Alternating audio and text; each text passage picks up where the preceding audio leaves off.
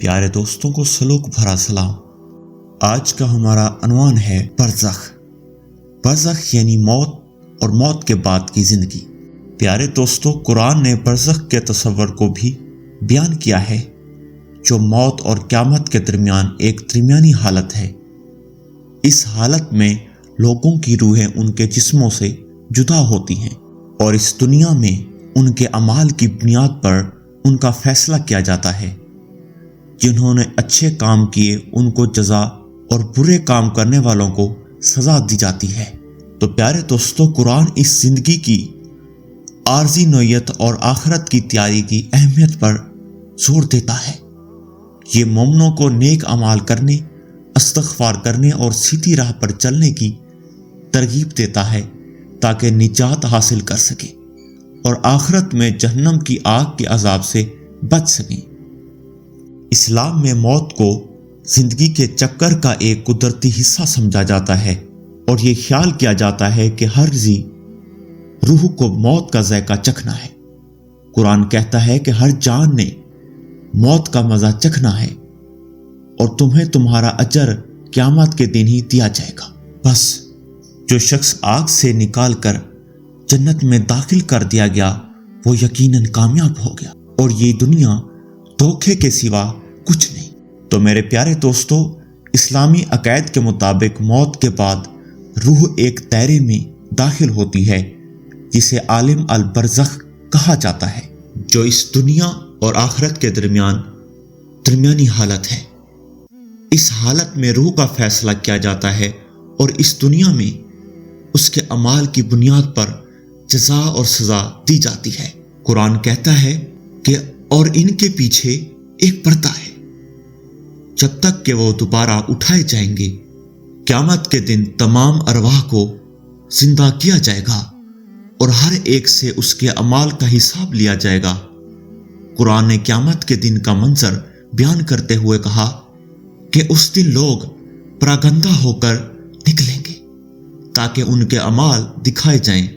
پیارے دوستو، اس دنیا میں لوگوں کو ان کے اعمال کی بنا پر یا تو جنت ملے گی یا جہنم کی سزا دی جائے گی۔ قرآن جنت کو ابدی نعمتوں کی جگہ کے طور پر بیان کرتا ہے، جہاں مومنین اللہ اور اس کے نیک بندوں کی صحبت سے لطف اندوز ہوں گے۔ قرآن کہتا ہے کہ بے شک نیک لوگ عیش و عشرت میں ہوں گے اور بے شک بدکار جہنم میں ہوں گے۔ پیارے دوستو، اس کے برعکس جہنم کی آگ کو ابدی عذاب کی جگہ کے طور پر بیان کیا گیا ہے، جہاں کافر اور سنگین گناہ کرنے والے عذاب میں مبتلا ہوں گے۔ قرآن کہتا ہے اور کافروں کے لیے آگ کے کپڑے کاٹے جائیں گے، ان کے سروں پر کھولتا ہوا پانی ڈالا جائے گا، اس سے ان کے پیٹوں کے اندر جو کچھ ہے وہ پگھل جائے گا اور ان کی کھالیں بھی ختم ہو جائیں گی۔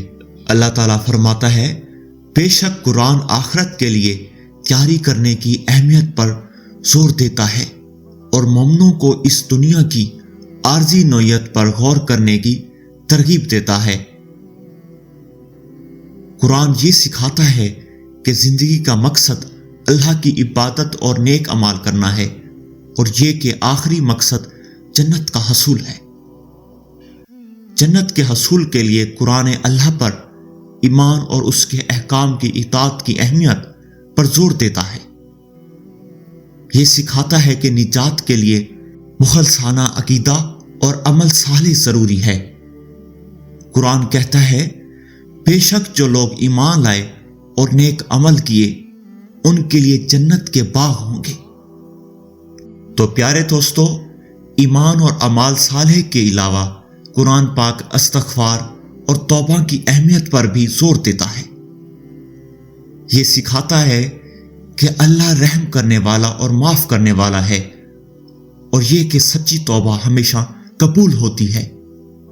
قرآن کہتا ہے کہ اے میرے بندو، جنہوں نے اپنی جانوں پر زیادتی کی ہے، اللہ کی رحمت سے مایوس نہ ہو، بے شک اللہ تمام گناہوں کی بخشش دیتا ہے، بے شک وہی بخشنے والا مہربان ہے۔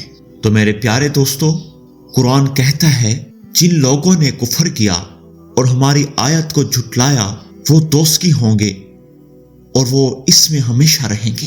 تو میرے پیارے دوستو، اسلامی الحیات میں برزخ سے مراد موت اور قیامت کے مابین درمیانی حالت ہے، جہاں روح جسمانی جسم سے الگ ہو جاتی ہے اور اس کا انتظار یا عبوری مدت کی ایک قسم کا تجربہ ہوتا ہے۔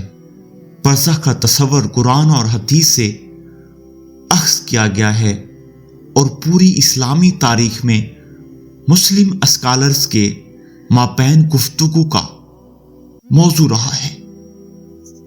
میرے پیارے دوستو، برزخ ان لوگوں کے منتظر رہنے کی جگہ کے طور پر بیان کیا جاتا ہے جو فیصلے کے دن سے پہلے ہی مر چکے ہیں۔ قرآن مجید میں یہ بھی کہا گیا ہے کہ اس حالت میں روحیں زندگی میں ان کے اعمال کے مطابق انعام یا سزا کے تابع ہیں۔ میرے پیارے دوستو، آخرت اسلام میں موت کے بعد کی زندگی کی اصطلاح ہے۔ یہ خیال کیا جاتا ہے کہ جب کوئی فرد مرتا ہے تو اللہ فیصلہ کرتا ہے اور میت قیامت تک یا یوم الدین تک قبر میں رہتی ہے، جو آخری دن ہے جب اللہ ان کے ساتھ ان کے طرز زندگی کے مطابق فیصلہ کرتا ہے۔ اس دن انسان کو قبر سے اٹھا کر اللہ کے حضور پیش کیا جاتا ہے تاکہ ان کے اعمال کا فیصلہ کیا جائے۔ اس عقیدے کو جسم کا جی اٹھنا کہا جاتا ہے۔ قرآن کہتا ہے، اور اللہ کے حکم کے بغیر کوئی جان نہیں مر سکتی۔ اصطلاح لکھ کر طے کی جا رہی ہے۔ جو لوگ اپنی زندگی میں کئی نیک اعمال کرتے ہیں وہ جنت میں داخل ہوتے ہیں۔ اس جگہ کوئی درد، بیماری یا غم نہیں ہے، جبکہ جو لوگ اپنی زندگی میں برے کام کرتے ہیں وہ جہنم میں داخل ہوتے ہیں۔ یہ وہ جگہ ہے جہاں انسان جسمانی اور روحانی تکلیف برداشت کرتا ہے، لیکن مسلمان یقین رکھتے ہیں کہ تمام برے اعمال یا فیصلے قابل سزا نہیں ہیں، کیونکہ اللہ بخشنے والا اور رحم کرنے والا ہے اور ان لوگوں کو معاف کر دے گا جنہوں نے اپنے اعمال پر پچھتاوا کیا اور اپنی زندگی میں کچھ اچھے کام کیے ہیں۔ تو میرے پیارے دوستو، قرآن پاک میں ارشاد باری تعالیٰ ہے، وہ نیکی جو کچھ بھی نہیں کرتے ان سے رد کیا جائے گا، کیونکہ اللہ نیکی کرنے والوں کو خوب جانتا ہے۔ جن لوگوں نے کفر کیا ان کے مال اور اولاد اللہ کے مقابلے میں ان کے کچھ کام نہیں آئے گی، وہ آگ کے ساتھی ہوں گے اور اس میں ہمیشہ رہیں گے۔ تو میرے پیارے دوستو، اسلام میں یہ عقیدہ ہے کہ جب کوئی شخص مرتا ہے تو روح قیامت تک انتظار کی حالت میں داخل ہو جاتی ہے، جسے برزخ بھی کہا جاتا ہے۔ یہ دنیا اور بعد کی زندگی کے درمیان عبوری دور ہے۔ یہ ہماری دنیا اور مردوں کی دنیا کے درمیان ایک رکاوٹ یا پردہ ہے۔ اگر انسان کا جسم جل کر راکھ ہو جائے یا کوئی جانور کھا جائے تب بھی برزخ میں ان کی زندگی شروع ہوتی ہے۔ تو میرے پیارے دوستو، خلاصہ یہ کہ قرآن سکھاتا ہے کہ موت زندگی کا ایک فطری حصہ ہے، اور یہ کہ ہر زندہ روح کو بعد کی زندگی میں اس کے اعمال کا جو ابدا ٹھہرایا جائے گا، یہ مومنوں کو نیک اعمال کرنے، استغفار کرنے اور صراط مستقیم پر چلنے کی ترغیب دیتا ہے تاکہ نجات حاصل کر سکیں اور جہنم کے عذاب سے بچ سکیں۔ اللہ تعالی ہم سب کو نیک اعمال کرنے کی توفیق عطا فرمائے۔ ملتے ہیں اگلی ویڈیو میں۔ اللہ حافظ۔